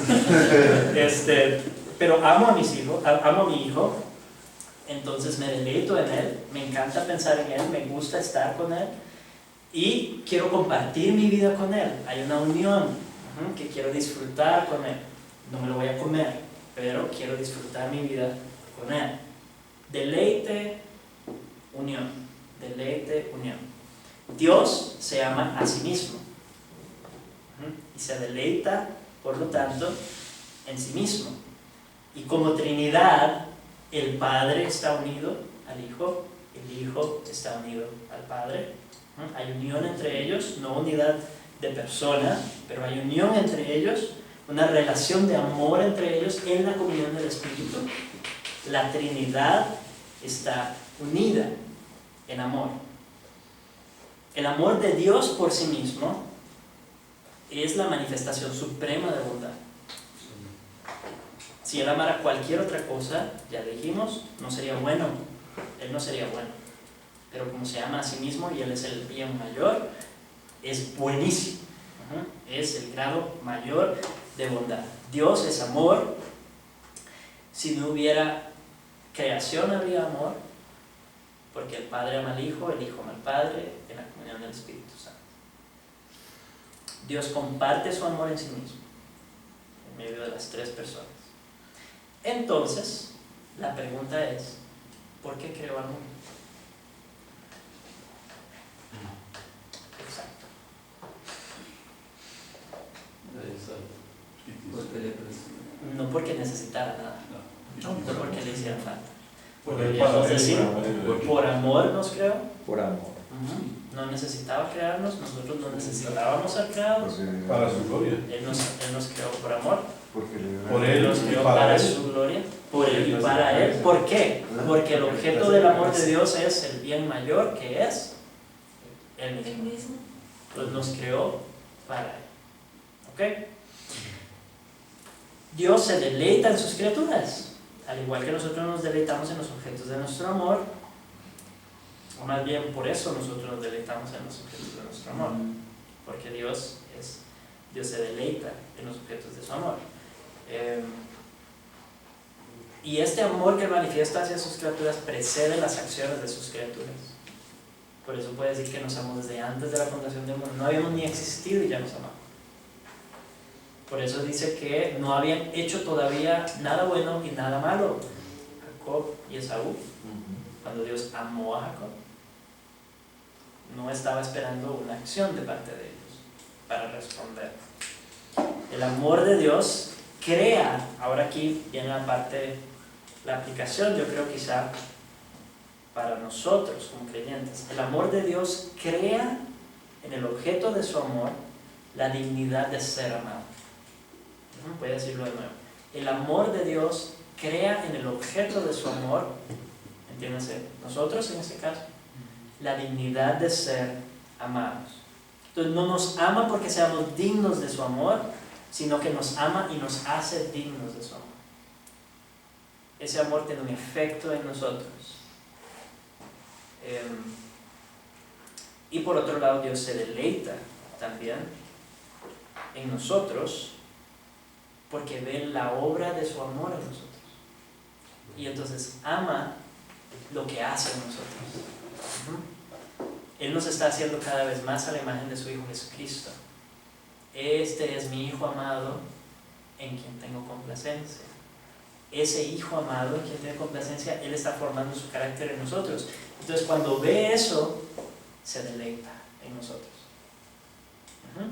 Hay una respuesta, digámoslo así, de Dios a nosotros, pero es por la obra que Él mismo está haciendo en nosotros. Es una respuesta, de nuevo, el bien mayor es Él.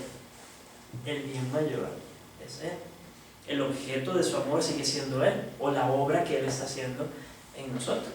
Esto está detrás de la obra de salvación que está realizando Dios de su pueblo. En la justificación está su amor benevolente, que precede las acciones. Justifica, no está esperando nada de la criatura. Justifica a la criatura, nos justifica a nosotros como su pueblo, y después viene ese deleite que empieza a tener en lo que hace en nuestras vidas a través de la santificación. Eso es la santificación. Es la obra de Dios en nosotros haciéndonos dignos de su amor. Porque nos hace reflejos suyos, o reflejo específicamente de su Hijo en nosotros. Aquí hay una doctrina que a muchos no les gusta, y también nacen de aquí muchas herejías, si entendemos esto mal. Si Dios se agrada de nosotros y por eso nos salva, el deleite cambió. Ya no se deleita en sí mismo, se está deleitando en nosotros primero, y porque se deleitó en nosotros nos salvó por algo que nosotros hicimos, porque somos dignos de ese amor. No es eso lo que está en las Escrituras. Dios se deleita en los santos por su obra en los santos, por su obra de santificación en los santos. Esa es la razón por la que Dios se deleita en nosotros. Es el efecto de su amor en nosotros, que nosotros le amemos de vuelta. Y en ese amarle de vuelta vamos a obedecer cada vez más, odiar cada vez más el pecado, formar cada vez más el carácter de Cristo, despojarnos cada vez más del viejo hombre, vestirnos cada vez. Todo esto son efectos de la gracia de Dios o el amor de Dios en nosotros como su pueblo. Dios recompensará nuestras buenas obras. ¿Lo sabían? Dios va a recompensar nuestras buenas obras. Y los reformados a veces tienen problemas con eso, porque enfatizamos el hecho de que somos salvos por la fe, no por obras, por la fe, aparte de las obras.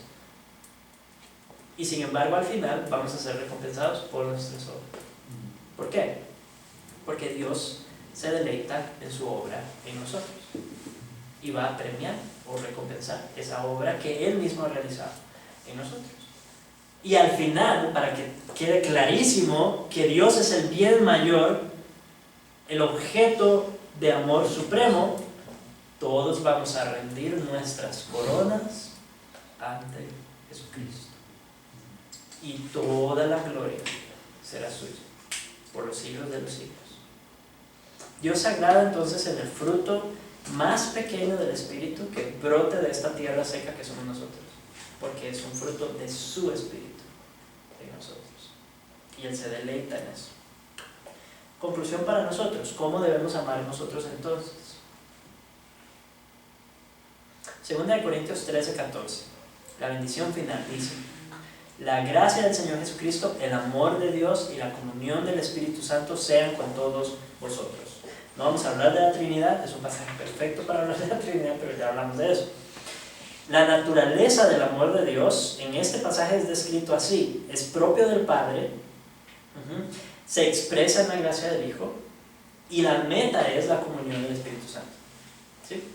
Ahora, no quiere decir que el amor sea solo del Padre y que el Hijo no ame o que el Espíritu Santo no ame, pero en ese orden de la historia se da así. El amor tiene su origen en Dios Padre, se manifiesta en el regalo de su Hijo Jesucristo, porque de tal manera amó Dios al mundo que ha dado a su único Hijo, para que todo aquel que en Él crea no se pierda, mas tenga vida eterna.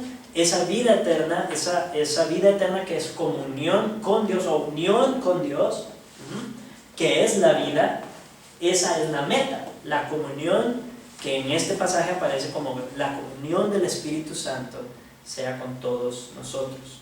Su amor entonces es buena voluntad para con las criaturas. O sea, amar a alguien es querer lo bueno para ese alguien, ¿cierto? Y esa salvación entonces comienza del Padre y es de esta manera que nos salva. Se da a sí mismo en amor sacrificial, autosacrificio, se entrega a sí mismo de esa manera. Es decir, hizo todo lo necesario para que nosotros obtuviéramos nuestro bien. Hizo todo lo necesario para darnos el bien mayor, que es en última instancia a sí mismo. Esa es la meta de su amor: comunión, compartir un bien común también entre nosotros como pueblo. Compartimos un bien común. Somos morados por el Espíritu Santo. Somos habitación del Espíritu Santo. Somos el templo del Espíritu Santo. Lo sabía, en el momento que salió de mi boca supe que había dicho algo. Algo que se prestaría para Daniel se le cayó la medalla. Aquí lo recibo. Sí. Esa es la meta entonces, esa comunión, ser habitados por el Espíritu Santo en nosotros, juntos como pueblo, juntos como iglesia. No solamente nosotros, no solamente nuestras iglesias locales, sino todos los santos compartimos este bien común, el amor de Dios por nosotros que éramos pecadores. En la parábola del buen samaritano, el buen samaritano se acerca al necesitado, lo salva, ¿verdad? Con amor sacrificial.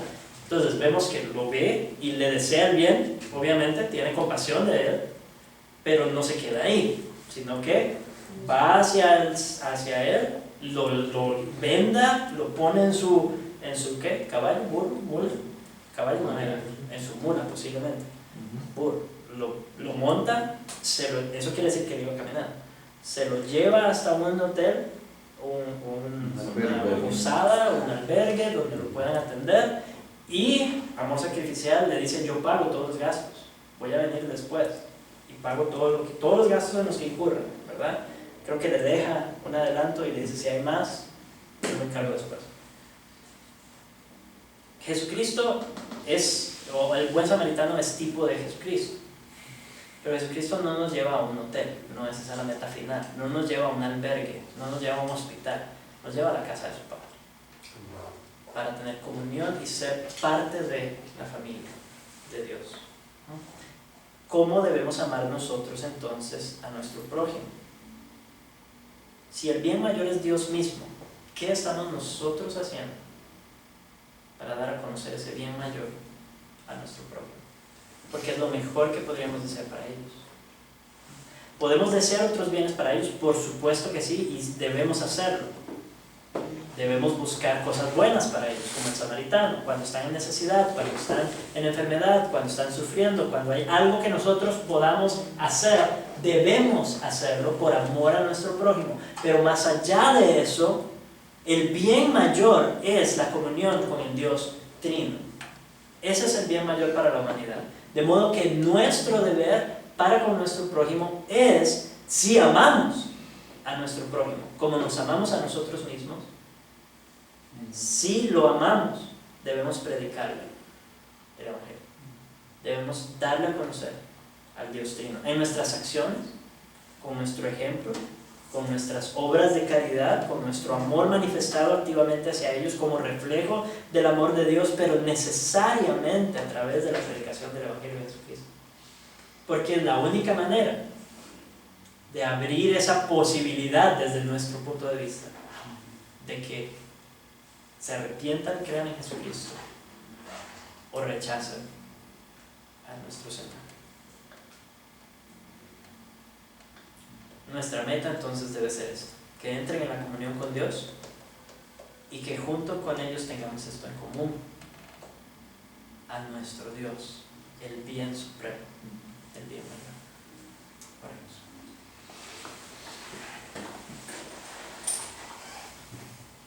Dios, tú eres el bien mayor, absoluto, el único digno de toda nuestra devoción, de todo nuestro amor, la única meta de nuestra vida. Dios, no queremos nada más que a ti.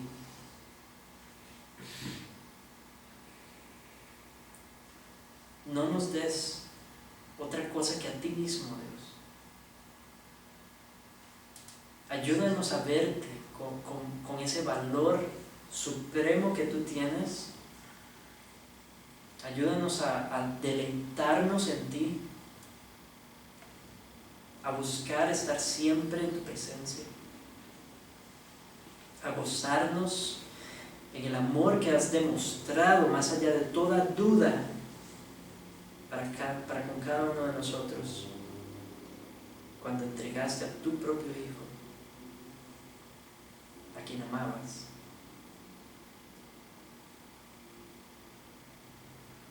Dios, nuestros corazones se doblegan tan fácilmente y se inclinan ante otros objetos indignos, y dedicamos nuestra vida, nuestros esfuerzos, nuestra energía, nuestro tiempo a servir y dedicarnos a estos dioses falsos. Y confundimos muchas veces tus dones, tus bendiciones, tus regalos contigo mismo. Dios, mueve nuestros corazones por medio de tu palabra. Mueve nuestros corazones en respuesta a tu amor, a tu benevolencia, a tu gracia, a tu misericordia manifestada, oh Dios, en tu palabra. Mueve nuestros corazones hacia ti conforme te conocemos cada vez más. Que de verdad sea nuestro mayor deleite glorificarte a ti. Que sea nuestro mayor anhelo vivir solo para ti. Gracias por tu amor. Gracias porque no depende de nosotros. Gracias porque no descansa en nuestro desempeño. Gracias porque no nos puedes amar más, no nos puedes amar menos, porque tu amor es inmutable. Gracias porque no puedes dejar de amarnos, porque tu amor es eterno. Gracias, oh Dios, por enviar a Jesucristo a la cruz, porque tu amor también es justo. Nos asombra pensar en ello. No tenemos palabras, solo podemos adorarte, darte gracias y rogarte que continúes esa obra que has iniciado en nosotros, para la gloria de tu nombre, para que tu nombre sea conocido en las naciones, para que otros puedan deleitarse también en ti, para que tú puedas ser conocido como el bien mayor y que todos los hombres glorifiquen al Padre. Te lo pedimos en el nombre de Cristo Jesús. Amén. Amén.